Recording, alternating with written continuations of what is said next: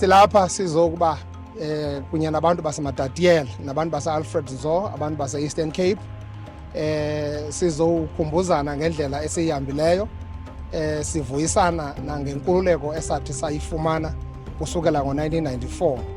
Imingeni ikhona mikhulu, kodwa umzamo omhle siyawuzama nangona ugqatswa singekazulifeza.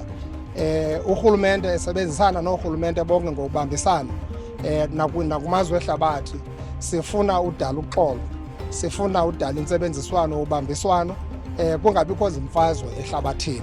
Sasithe sifuna ukwakha ilizwe elimanyeneyo, elimanyene ngapha kwemida yesini nebala, ukuqinisekisa urhulumente wentando yesininzi nenkqubela phambili. Asizuba nayo inkqubela phambili ke xa sinorhulumente abalibele kudlala ezopolitiko ngexesha loba abantu befuna inkqubela phambili. So sisebenzela inkqubela phambili, mkhulu umahluko. Sizakhila izikolo apha, sizakhila indlela, siyazakha, sizakhila izibhedlele, ininzi into esiyenzileyo.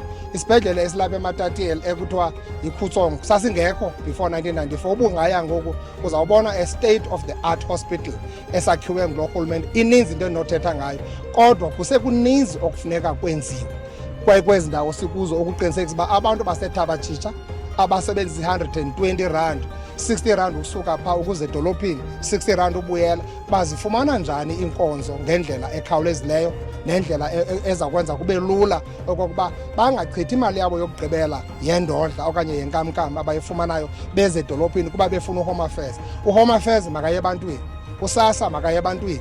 Xa sithetha ngenkonzo, sithetha nge-service delivery, sithetha ngenkqubo ekumila kunjalo. Enkosi.